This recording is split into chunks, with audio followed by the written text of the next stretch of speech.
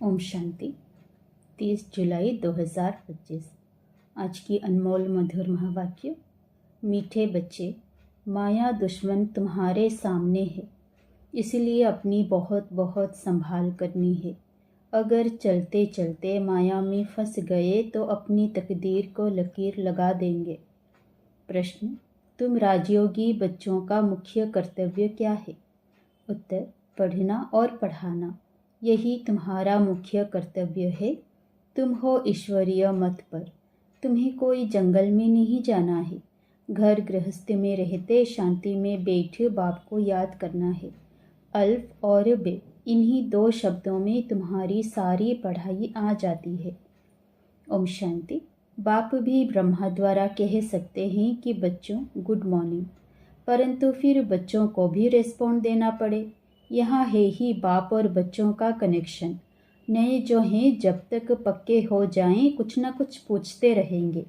यह तो पढ़ाई है। भगवान उवाच भी लिखा है, भगवान है निराकार। यह बाबा अच्छी रीति पक्का कराते हैं किसी को भी समझाने के लिए, क्योंकि उस तरफ है माया का जोर। यहाँ तो वह बात नहीं है। बाप तो समझते हैं जिन्होंने कल्प पहले वर्षा लिया है वह आपे ही आ जाएंगे। ऐसे नहीं कि फलाना चला ना जाए, इनको पकड़े, चला जाए तो चला जाए।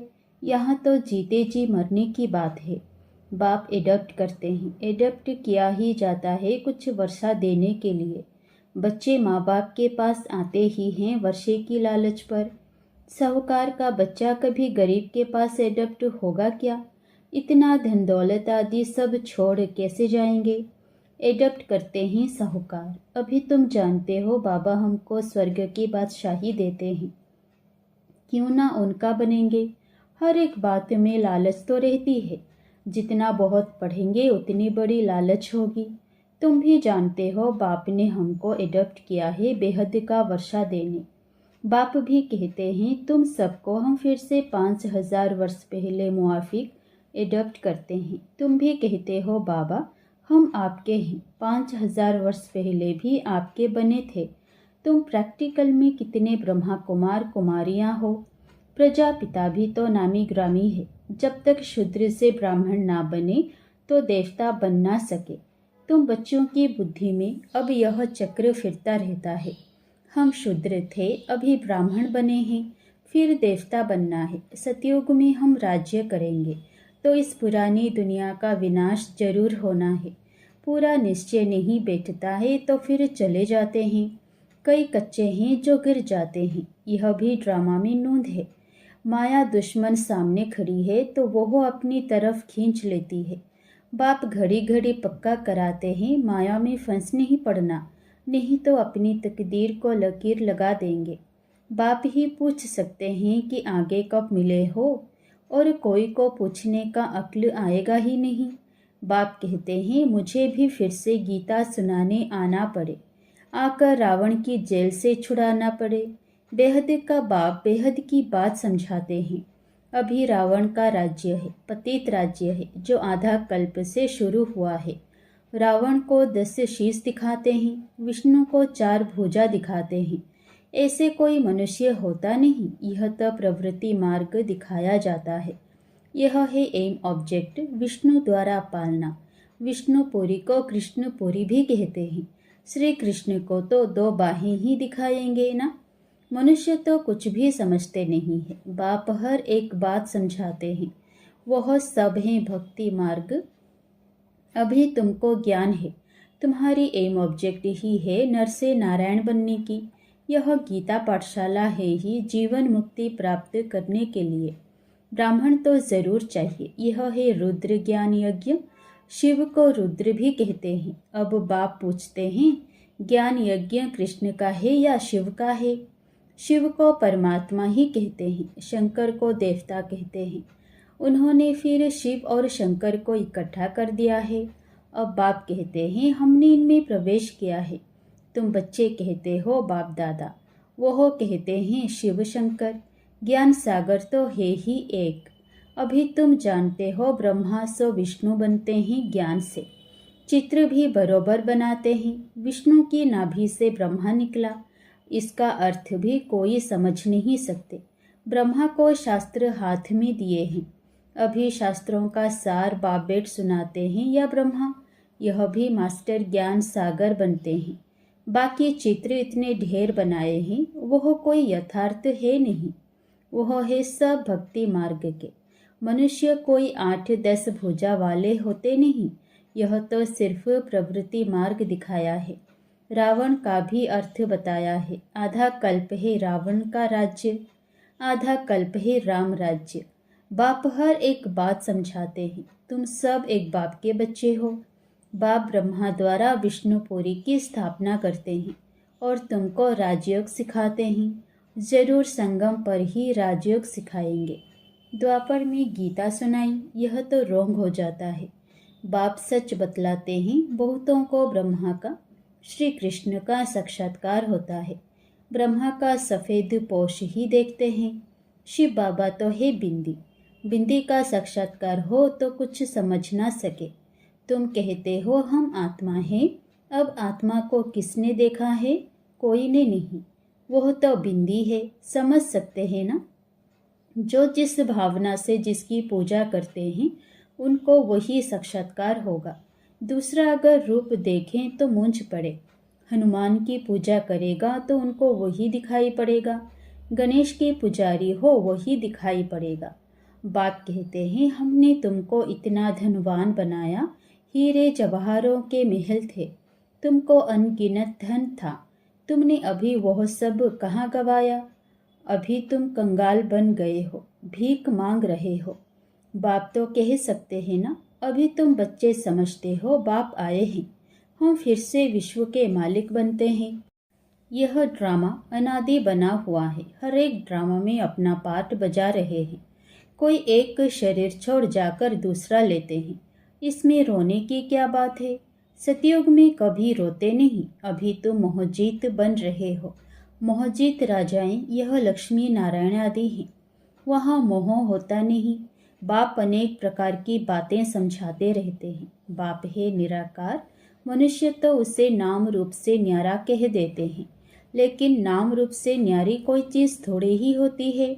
हे भगवान ओ गॉडफादर कहते हैं ना, तो नाम रूप है ना। लिंग को शिव परमात्मा, शिव बाबा भी कहते हैं।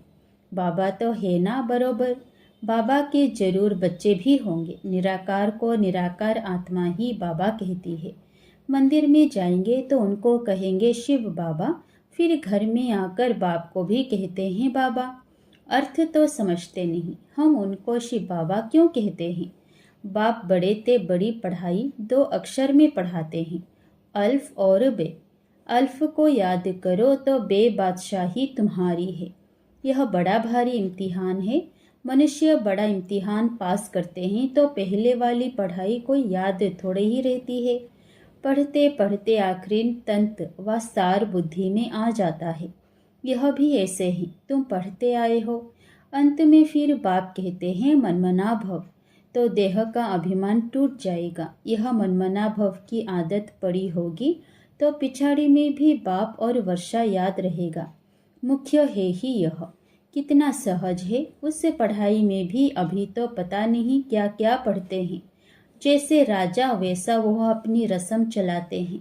आगे मण, सेर, पाव का हिसाब चलता था, अभी तो किलो आदि क्या क्या निकल पड़ा है।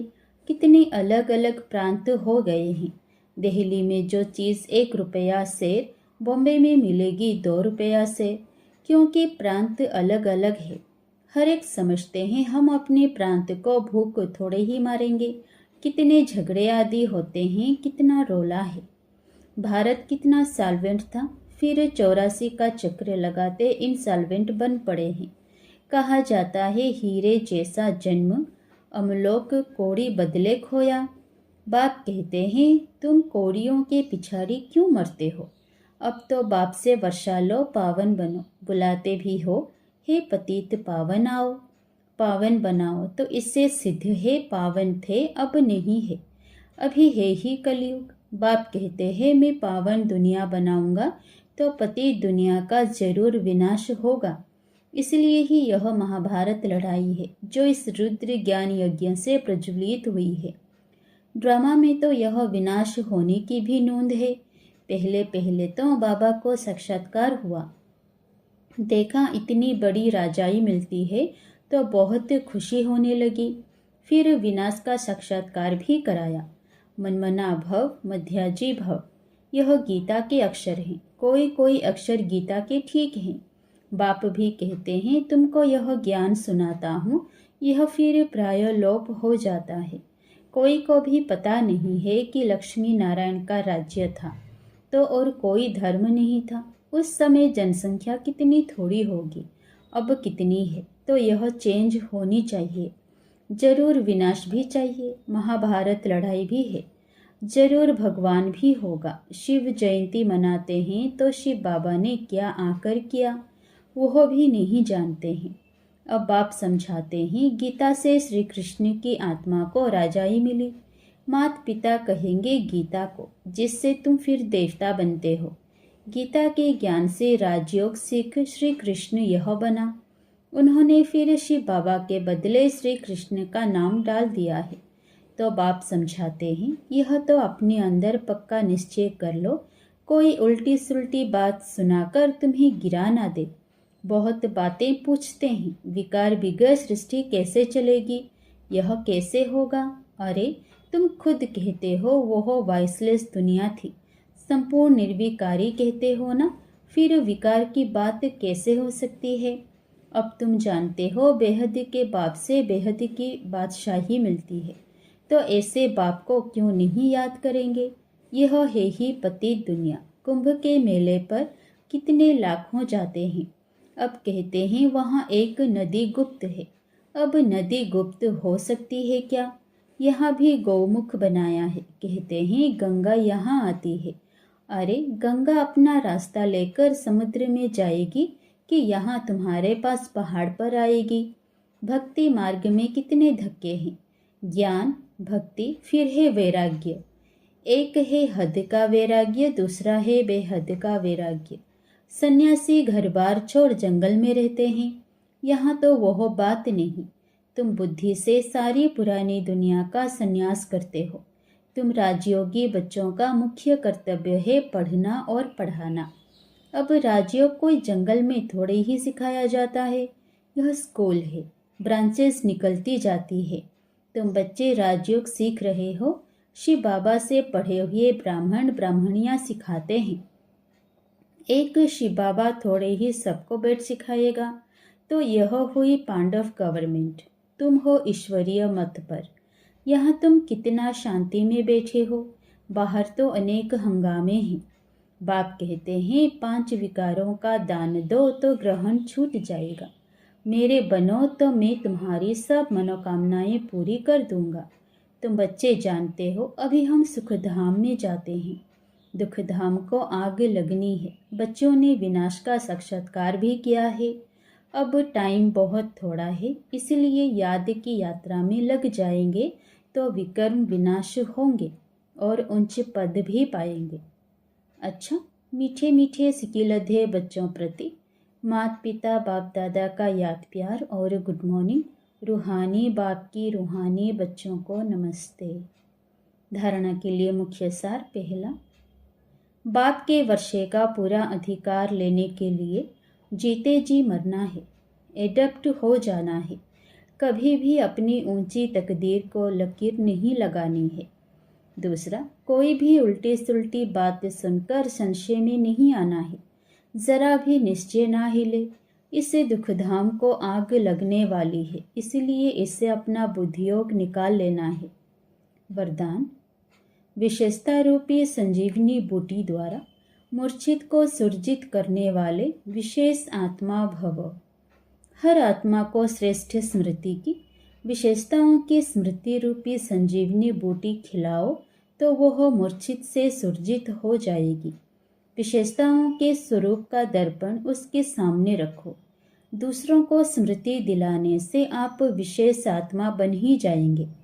अगर आप किसी को कमजोरी सुनाएंगे तो वह छिपाएंगे, टाल देंगे। आप विशेषता सुनाओ तो स्वयं ही अपनी कमजोरी स्पष्ट अनुभव करेंगे। इसी संजीवनी बूटी से मूर्छित को सुरजित कर उड़ते चलो और उड़ाते चलो। स्लोगन: नाम, मान, शान व साधनों का संकल्प में भी त्याग ही महान त्याग है। अव्यक्त इशारे: संकल्पों की शक्ति जमाकर श्रेष्ठ सेवा के निमित्त बनो। निमित्त बने हुए बच्चों को विशेष अपने हर संकल्प के ऊपर अटेंशन देना चाहिए। जब आप निर्विकल्प निर्व्यर्थ संकल्प रहेंगे तब बुद्धि ठीक निर्णय करेगी। निर्णय ठीक है तो निवारण भी सहज कर लेंगे। निवारण करने के बजाय अगर आप ही कारण कहेंगे तो आपके पीछे वाले भी हर बात में कारण बताते रहेंगे। अच्छा, ओम शांति।